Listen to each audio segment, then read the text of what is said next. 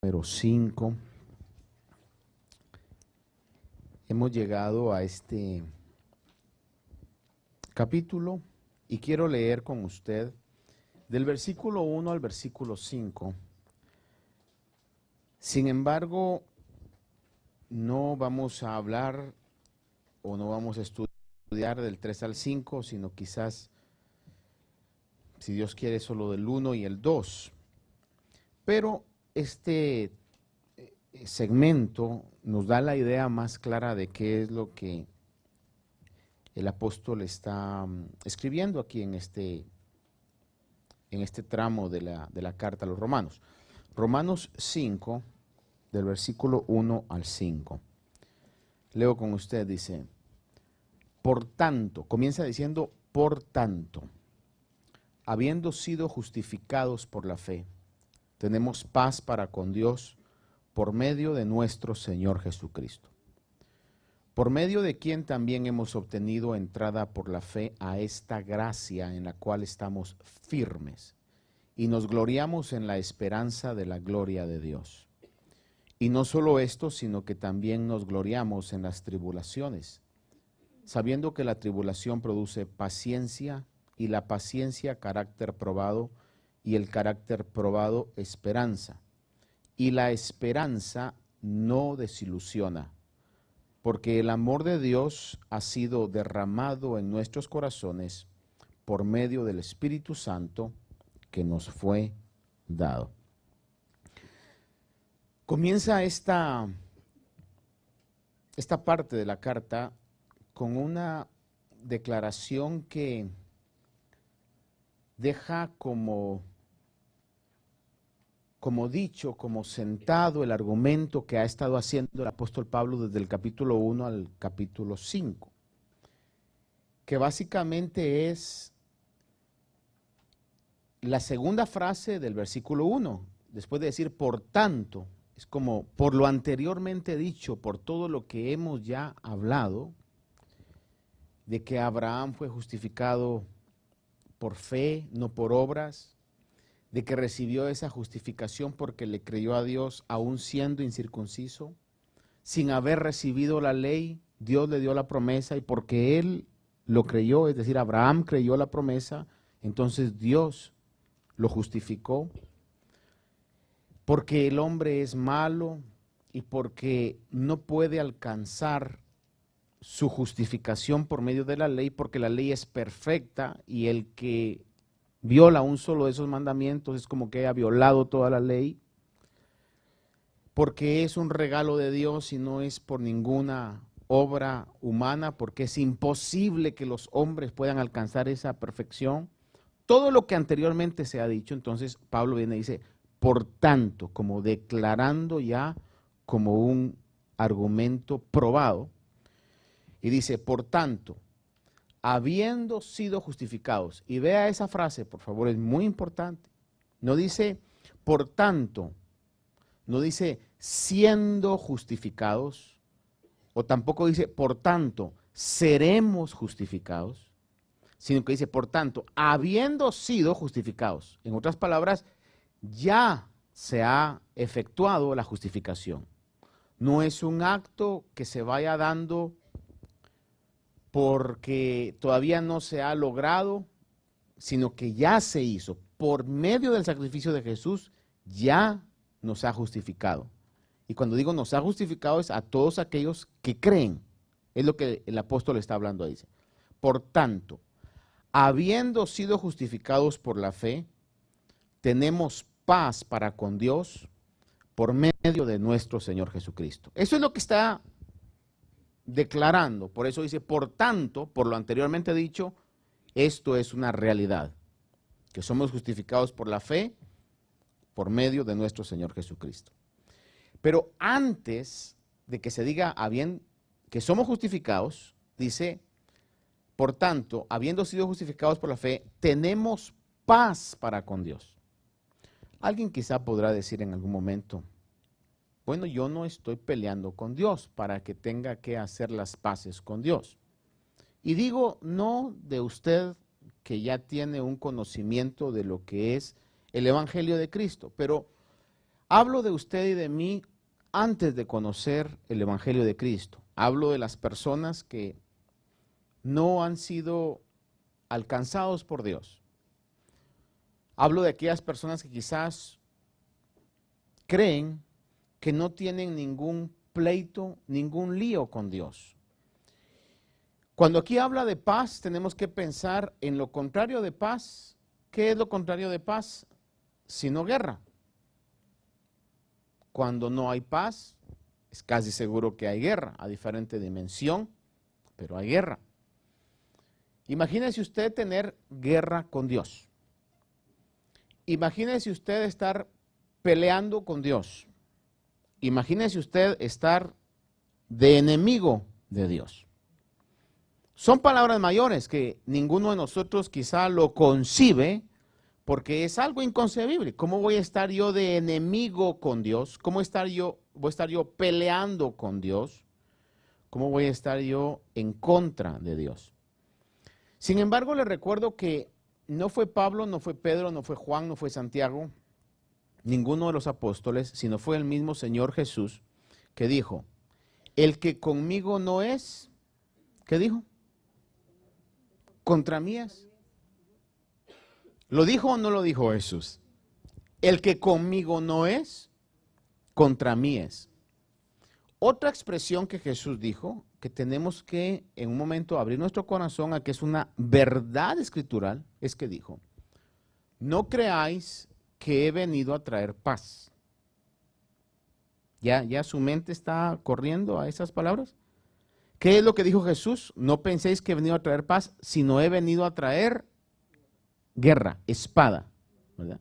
Y se pondría el padre contra el hijo, a la madre contra el hijo, es decir, porque por causa del evangelio iban a haber persecuciones.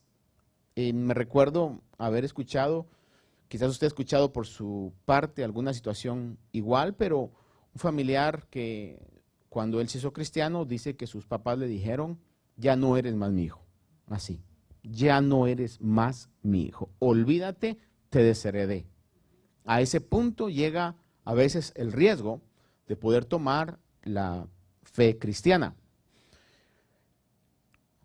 No sé si hoy todavía se manifiesta eso, porque lamentablemente digo esto con bastante cuidado, porque no quiero ser una persona señaladora y que se me vaya a caracterizar como que estoy viendo errores nada más.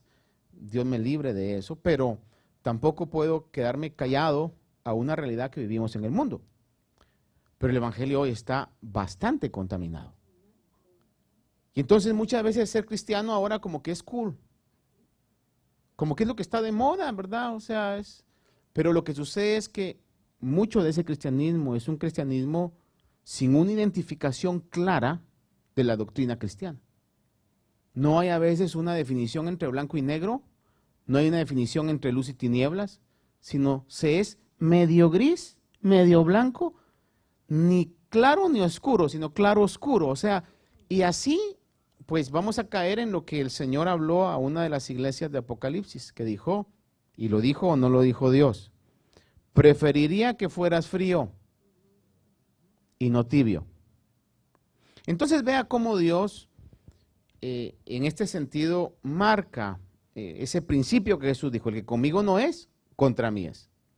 Por si alguien dice, bueno, mire, yo no quiero estar pues ni con Dios, pero tampoco lo quiero tener de enemigo. No hay, o sea, de acuerdo a lo que la Biblia nos enseña, y si nosotros creemos que la Biblia es nuestra norma de conducta y la palabra final de lo que nosotros como cristianos vamos a creer, tenemos que entender que en el mensaje de la Biblia existe que o se está en paz con Dios o se está en guerra con Dios. Por eso el pasaje lo dice. Por tanto, habiendo sido justificados por la fe, y fíjese que esa palabra justificación da la idea de hacer las paces en todo el sentido de lo que la palabra de Dios habla. Déjeme ir por partes acá para que no vaya yo a saltarme estos puntos importantes. Antes de llevarlo a esto, le recuerdo un pasaje que usted obviamente lo sabe, si ha tenido un tiempecito en el Evangelio lo ha escuchado. Romanos 14, 17 dice, el reino de Dios no es comida ni bebida, sino justicia, paz y gozo en el Espíritu Santo.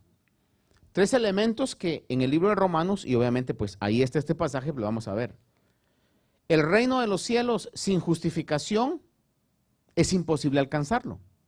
Tenemos que ser justificados y somos justificados por medio de la fe.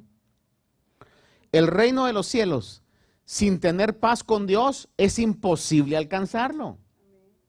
Porque o tenemos paz con Dios o estamos en guerra con Dios. Y obviamente el gozo en el Espíritu Santo, no un gozo humano, sino que gozo en el Espíritu Santo es parte también del reino de Dios. Y básicamente es lo que concluye lo que estamos leyendo en Romanos, porque dice, y nos gozamos también en nuestras tribulaciones.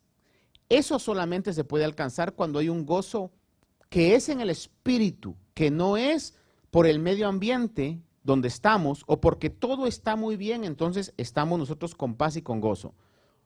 Los cristianos que tenemos al Espíritu Santo, tenemos la habilidad, we have the capacity, we have the power to be glad in the midst of difficult situations. Tenemos la capacidad de estar contentos aún en medio de situaciones difíciles.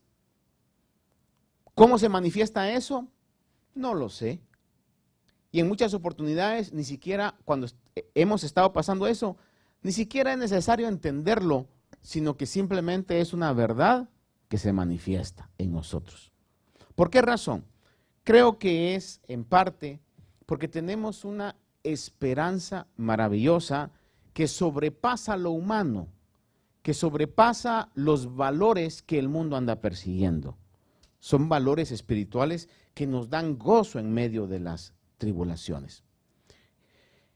Bueno, para no desviarme del pasaje, entonces, después de haber entendido que el reino de los cielos es justicia, paz, gozo en el Espíritu Santo, después de haber entendido de que si no estamos en paz con Dios, entonces estamos con guerra o estamos en guerra con Dios. El pasaje nos habla de que Dios nos atrae y tenemos paz con Dios. ¿Sabe por qué? Porque la sangre del Señor nos limpia de pecado y Dios ha aborrecido, aborrece y aborrecerá el pecado. Entonces, por causa del pecado, es que no podemos tener paz con Dios. A menos que nuestro pecado sea limpiado, no podemos tener paz con Dios. Si X persona dice, mis pecados todavía no han sido borrados por la sangre de Cristo, que es la única que puede borrar los pecados, pero yo voy a hacer buenas obras, voy a tener una vida donde voy a dar y hacer obras de caridad y ayudar al necesitado. Mientras el pecado del ser humano no esté limpio, es imposible alcanzar la paz con Dios, porque Dios abomina, aborrece el pecado, porque sabe muy bien cuáles son las consecuencias del mismo. ¿Cuáles son las consecuencias del pecado? Y la palabra dice que la paga del pecado es muerte. Entonces Dios, como un buen padre, no va a, quizás un ejemplo puede ser, sus hijos en alguna oportunidad cuando estaban pequeños tenían algún gusto, quizá por dulces, la mayoría tiene esa inclinación a las golosinas. Dígame usted, ¿un buen padre le va a dar a su hijo todo lo que le gusta, aunque sepa que le va a estar haciendo daño? De igual manera, el Señor, como sabe las consecuencias del pecado, sabe que el pecado es lo que hizo que Adán fuera sacado del huerto, y sabe que por el germen de pecado que Adán tuvo, que eso más adelante lo vamos a ver, toda la humanidad ha sido encerrada en pecado. No porque alguien haya dicho, bueno, pero yo cuando pequé, pecamos desde que estábamos dentro de Adán. A menos que usted crea lo contrario, usted crea que viene de otros planetas, de otras esferas y que ahí ya hay un problema distinto al mensaje bíblico, pero si creemos lo que la Biblia dice, hermano, es una realidad. Desde que Adán pecó, toda la humanidad pecó. Y entonces estamos en guerra con Dios. No es tanto que nosotros estemos con guerra con Dios, sino que Dios está en guerra con nosotros, con los humanos, por causa del pecado. En el 5:10 de Romanos dice, vea este pasaje y dígame usted si no afirma este pensamiento que Pablo habla. Pero en el versículo 10 dice, porque si cuando éramos enemigos, ¿dice o no dice así? ¿Cuántos aquí eligieron ser enemigos de Dios? ¿Cuántos dijeron un día, yo me voy a pelear con Dios?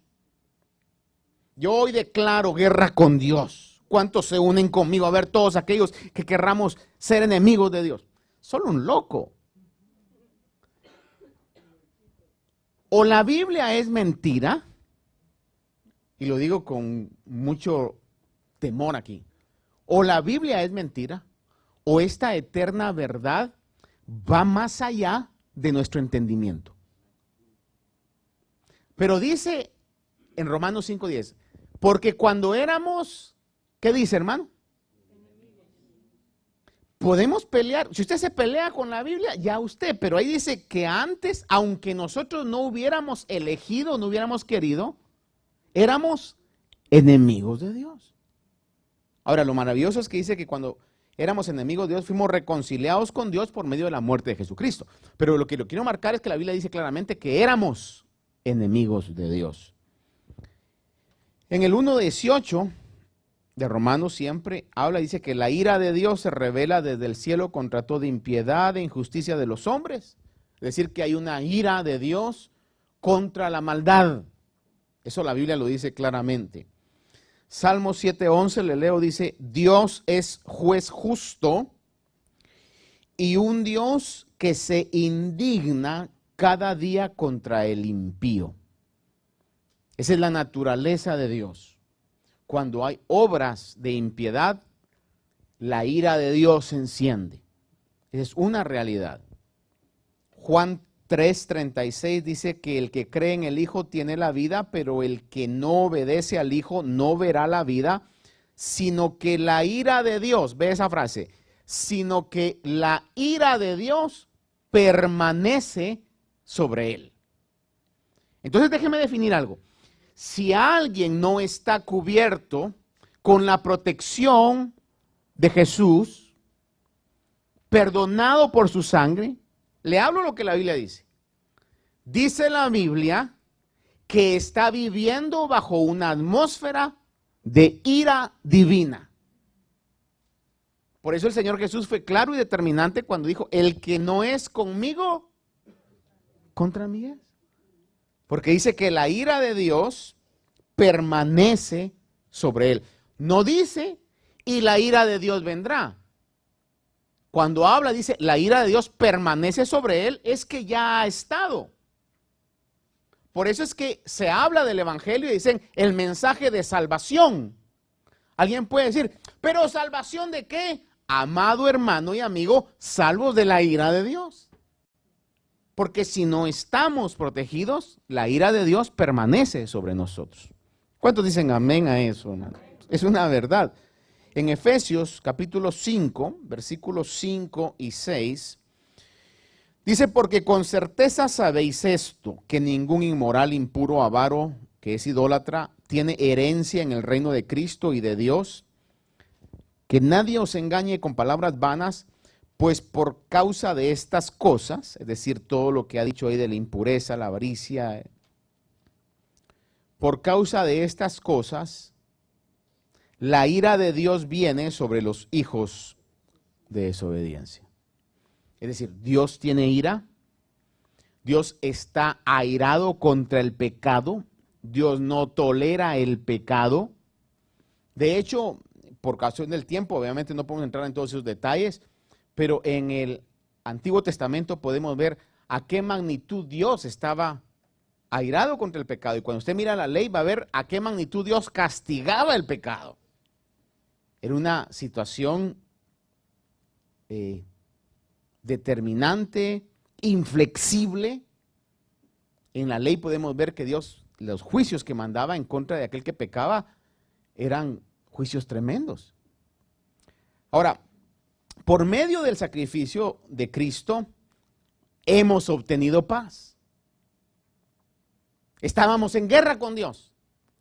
No porque nosotros hubiéramos querido, sino porque Dios estaba en guerra con nosotros. Porque teníamos el pecado dentro de nosotros. Ahora, si alguien dice, no, pero yo no soy pecador, ahí no hay nada que podamos hacer.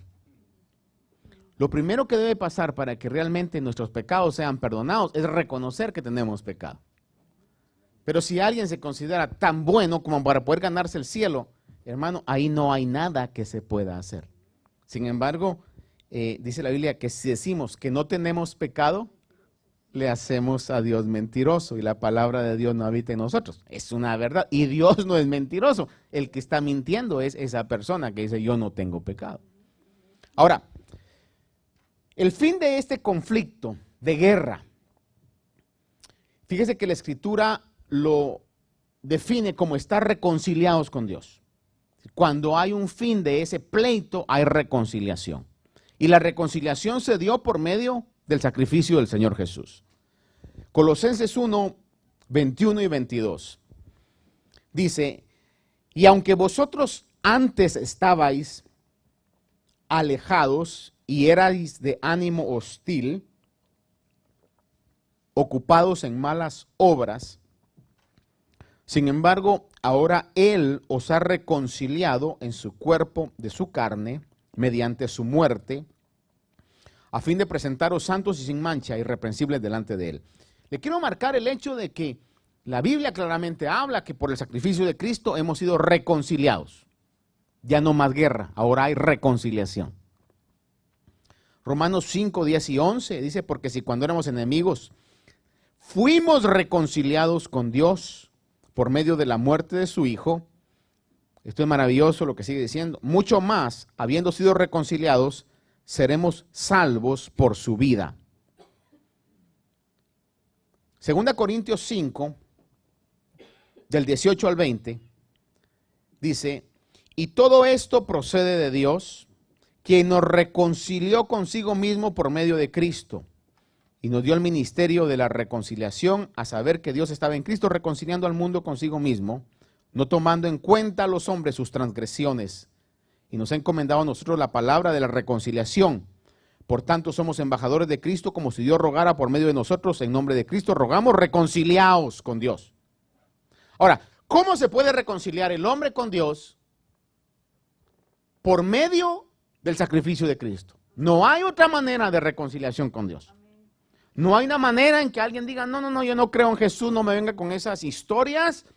Yo voy a hacer mis paces con Dios por medio de implorar al ser divino que si yo lo he ofendido en alguna obra, pues podamos tener una plática inteligente y entonces vamos a hacer las paces con Dios.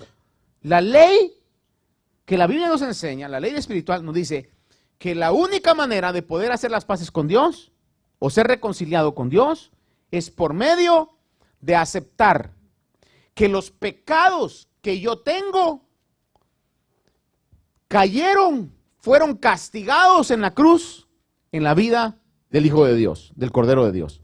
Por eso Juan dijo, cuando vio a Jesús que iba a ser bautizado por él, he ahí el Cordero de Dios que quita el pecado del mundo.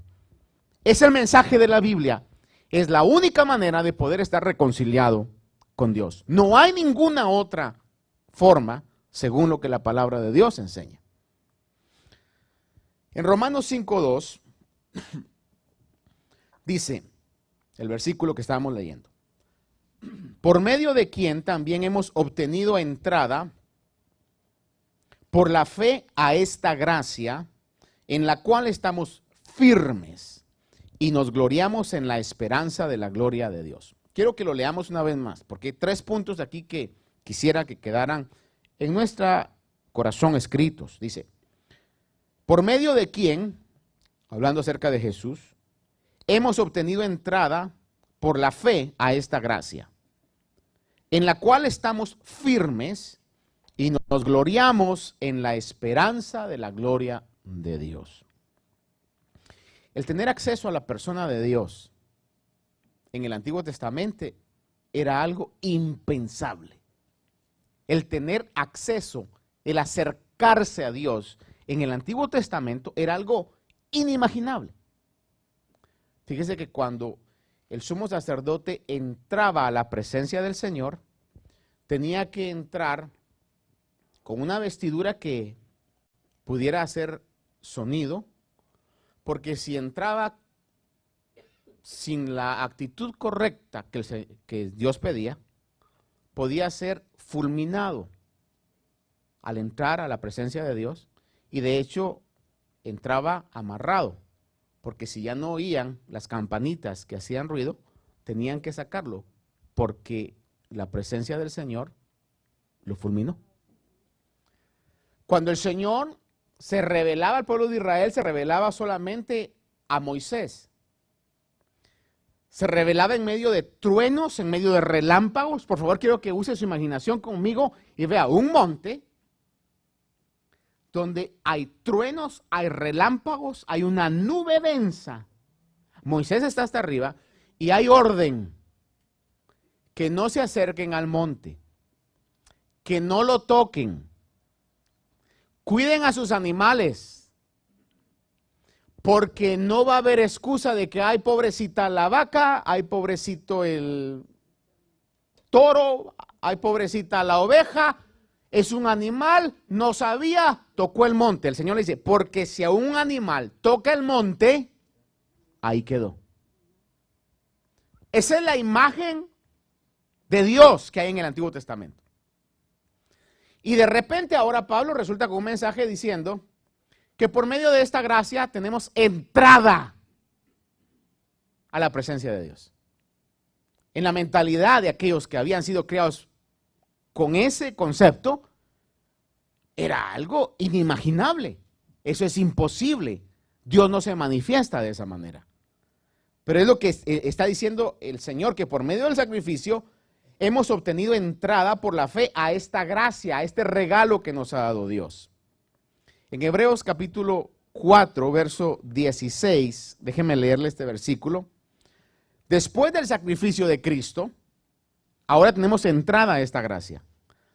Y mire cómo lo pone el escritor de Hebreos. Por tanto, una vez más, cuando utiliza esa expresión es por todo lo anteriormente dicho, porque el Señor es nuestro sumo sacerdote, porque está intercediendo por nosotros. Dice, por tanto, acerquémonos, Hebreos 4:16, acerquémonos con confianza al trono de la gracia, para que recibamos misericordia y hallemos gracia para la ayuda oportuna. Por eso es que el mensaje de Pablo era hiper mega controversial a la mentalidad judía. Usted y yo, porque ya hemos crecido muy aparte de ese concepto. Quizá lo más cercano que hemos tenido a eso es cuando quizás su mamá o su abuelita le dijo, pórtate bien porque si no Dios te va a castigar.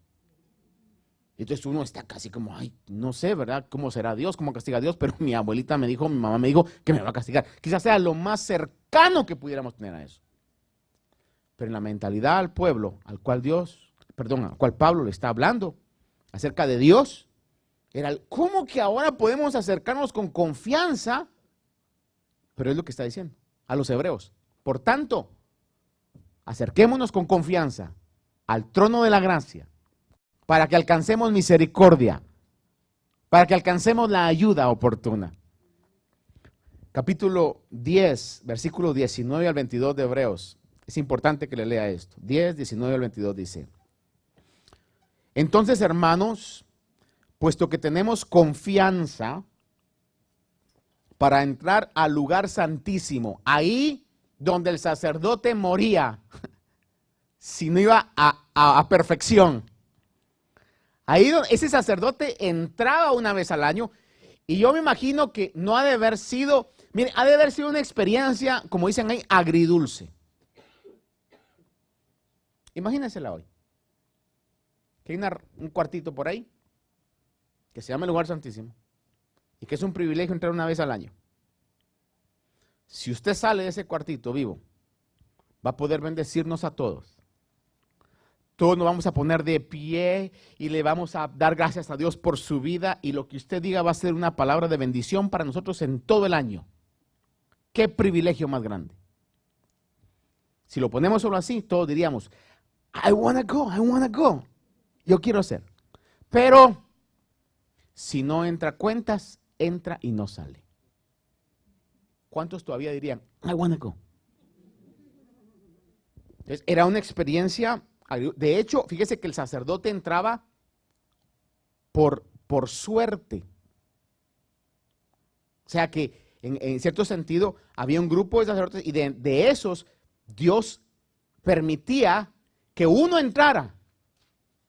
Y al que le tocó, pues le tocó. No había tal de decir, yo no quiero.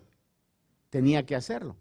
Entonces, a mi comprensión es que yo creo que debe ser una experiencia agridulce. O sea, qué gran privilegio, pero qué gran responsabilidad también la que tengo. Y ahora Pablo les escribe y dice, por tanto, entremos. No dice entre uno, entremos todos con confianza. Pero dice, porque tenemos, dice que entremos, tenemos confianza a entrar al lugar santísimo por la sangre de Jesús, por un camino nuevo y vivo. Y es lo que está diciendo, ya no más monte Sinaí, ya no más truenos, ya no más relámpagos, ya no más ley, por un camino nuevo y vivo. Dice que Él inauguró, es decir, Jesús, para nosotros, por medio del velo, es decir, su carne. Y puesto que tenemos un gran sacerdote sobre la casa de Dios, que es Jesús mismo, que intercede por nosotros, y es lo que el viernes pasado yo le decía, lo más maravilloso de la muerte del Señor Jesús ha sido su resurrección. Porque por su muerte somos limpios, pero por su resurrección Él hoy sigue intercediendo por nosotros y continuamos siendo limpios. Si solo hubiera muerto y hubiera dicho, ya estás limpio, ya quedaste limpio, ahora mantente así para que entres al cielo, nos volvemos a ensuciar. Eso garantizado. Pero dice, te he limpiado y te seguiré limpiando. Vive perpetuamente para interceder por nosotros. Por esa resurrección. Por eso cuando habla aquí, dice que nos acerquemos con corazón sincero, porque tenemos ese sacerdote en plena certidumbre de fe, teniendo nuestro corazón purificado de mala conciencia y nuestro cuerpo lavado con agua pura. Ahora, oiga que dice que por medio del velo. Por eso muchos hombres de estudio bíblico llegan a la conclusión de lo que quizás usted y yo hemos aprendido tiempo atrás. Que en Mateo, cuando el Señor entrega el Espíritu y dice, it's finished, consumado es, dice que el velo del templo que separaba ese lugar santísimo del lugar santo, que era un velo grueso de tela de púrpura, que no era un velo así que el aire lo movía, hermano, sino que era un velo sumamente grueso. Dice que se rasgó en el momento que Jesús entrega el Espíritu, llamémosle muere, el velo se rasga. El velo es lo que separaba la presencia de Dios, lo más cercano a la presencia de Dios, a la humanidad. El velo se rasga de arriba para abajo, dando a entender, es lo que la mayoría de estudiosos llegan a la conclusión, dando a entender que en ese preciso momento, en ese preciso instante, en ese segundo, la presencia del Señor se hace accesible a todo el mundo. Ya no estaba en un solo lugar, sino estaba en todo lugar. Se cumplió lo que el Señor le dijo a aquella mujer samaritana. Mujer, no es ni en el monte Gerizim, ni en Jerusalén, donde se debe adorar, sino que la hora viene y ahora es cuando los verdaderos adoradores adorarán en espíritu y en verdad. Actitudes que ya no iba a ser en un lugar, sino iba a ser con una actitud que tuviéramos. ¿Por qué? Porque la presencia del Señor se hizo accesible a todo lugar. Por eso es que los cristianos no tenemos, como los musulmanes, un lugar específico, que hay que orar viendo Jerusalén. Hay que orar viendo el norte. No, hermano. Usted puede orar viendo a cualquier lado. Fíjese que una vez voy a decir esto. Nosotros entendemos esto como altar, ¿verdad? Sin embargo, no es altar, es una plataforma. El verdadero altar está en nuestros corazones. Pero entendemos que al estar aquí, porque aquí es donde se predica la palabra, porque aquí es donde se está ministrando a Dios y es el lugar donde está ministrando a Dios, we're facing this way. Estamos viendo todo de este lado. Y en algún momento yo personalmente lo hago, doblo mis rodillas y me inclino y para estar en esa unión, ¿verdad? Pero el que usted se incline viendo para allá no marca la diferencia. Recuerdo con una oportunidad alguien vino y me dijo, Dios me habló y me dijo que le estamos dando la espalda y tenemos todos que arrodillarnos para acá. Esas son las cosas que tenemos que tener peligro o cuidado porque son peligrosas. Donde podemos entrar a situaciones que no son bíblicas y que nos harán simplemente costumbristas y religiosos a cosas que realmente no hacen ningún sentido sobre la enseñanza bíblica. Entonces, cuando se abre, hermano, el velo, usted puede entrar a la presencia del Señor en su casa. Muchos han entrado a la presencia del Señor en su carro. En movimiento. Entonces, ¿dónde está el altar? En movimiento. ¿Por qué? Porque el altar está en su corazón. Ahí está usted levantando un altar de adoración a Dios. Es la actitud, no es el lugar. Pero es que el velo se abre y en todo lugar se puede llegar a adorar al Señor.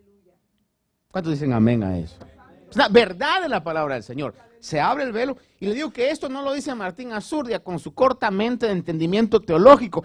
Hombres que han dado testimonio por su fruto, con su propia vida, han estado de acuerdo con esta verdad.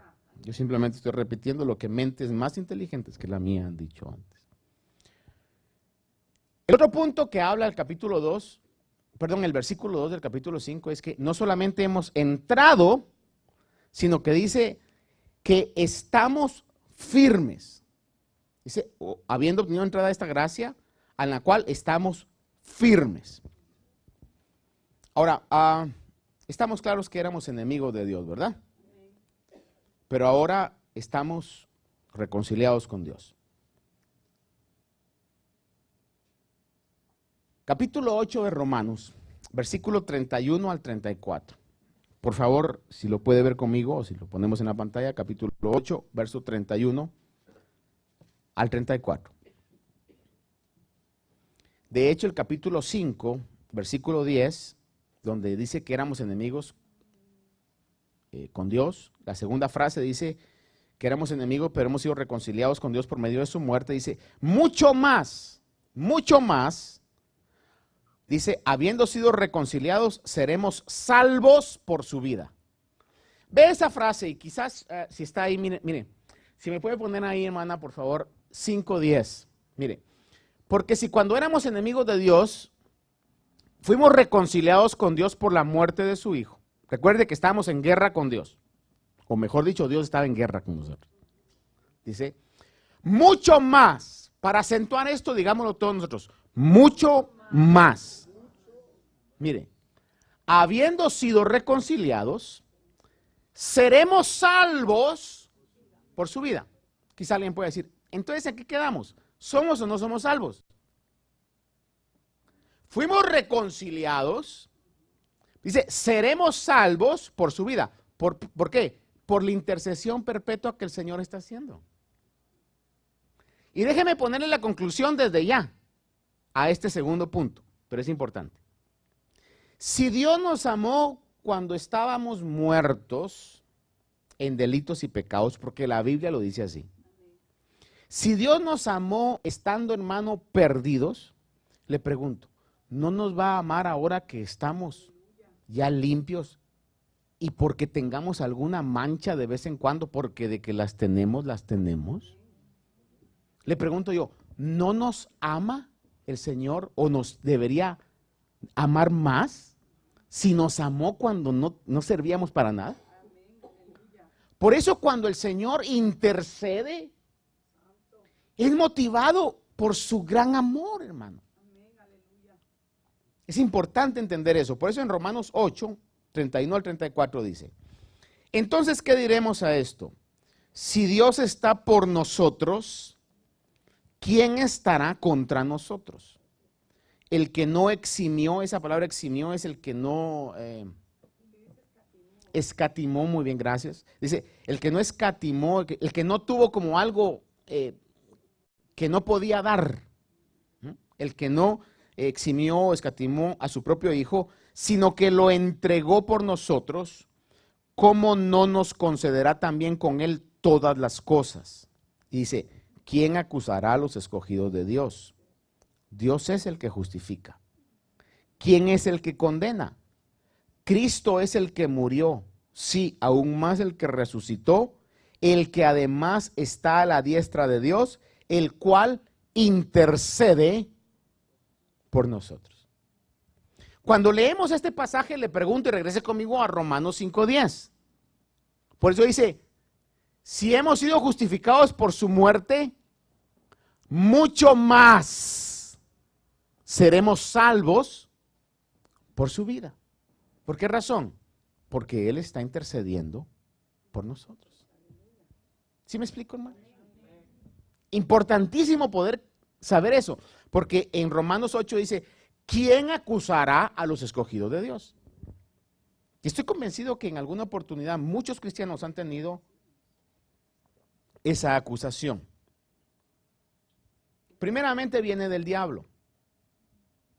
Aquellos que han comenzado en el camino del evangelio, la acusación del diablo es el arma que le ha funcionado por siglos y la va a seguir usando. A veces viene por otros hermanos. O quizás esperaría que antes que viniera de otros hermanos, viene del mundo. Compañeros de trabajo, compañeros de escuela, vecinos, familiares no cristianos. Y dice que es cristiano. Cuando usted tiene alguna actitud que no va de acuerdo a lo que ellos esperarían de usted, van a ver estas palabras. Y no que sos cristiano, pues. Mira, recordate que sos cristiano. No te olvides que sos cristiano. Mire, le pueden hacer a usted, le dice, pero recordate que sos cristiano. Y ya cuando usted ha cometido alguna acción quizás humanamente lógica, lo que dicen es, y dice que es cristiano. ¿Qué le están diciendo con eso? No lo sos. Pretendés ser, pero no lo sos. ¿Por qué? Porque esperan una perfección que estoy convencido, sin que conozca los detalles de su vida, que usted no tiene. Ni yo tengo. De vez en cuando van a salir situaciones que no van de acuerdo a la perfección de lo que Dios está haciendo. Pero déjeme decirle algo. La Biblia dice, ¿quién acusará a los escogidos de Dios? ¿Por qué razón? Porque como Dios sabía que eso iba a pasar, entonces el ministerio del Señor Jesús no terminó en la cruz, sino que siguió en el cielo, intercediendo por nosotros. Y es importantísimo que usted y yo lo tengamos, pero bien escrito en nuestro corazón. Porque si no vamos a sucumbir a lo que el diablo le diga, ya sea de una manera directa, que lo dudo que el diablo se vaya a tomar el tiempo directamente de decirle a usted eso, pero va a utilizar sus agentes, demonios, personas a veces que se dejan utilizar por eso para acusar. Y lamentablemente, hermanos, sigue siendo una arma que sigue siendo efectiva el día de hoy. Le aseguro que usted conoce más de alguna persona que ya no ha seguido en los caminos del Señor porque esta persona se ha decepcionado de sí misma. Y se ha decepcionado de sí misma porque ha dado lugar a la acusación del enemigo. Cuando llega de una u otra manera a poner esos dardos encendidos y ha creído que no es escogido de Dios. Sin embargo, la palabra de Dios nos manifiesta realmente de que por esa razón es que el Señor es que está intercediendo por nosotros. Ahora, si usted, déjeme ir dejándolo ahí, luego continuamos, pero si usted en algún momento cree y dice, voy a pensar que usted lo crea, pero lo dudo, que usted diga, hermano, yo realmente no necesito la intercesión del Señor.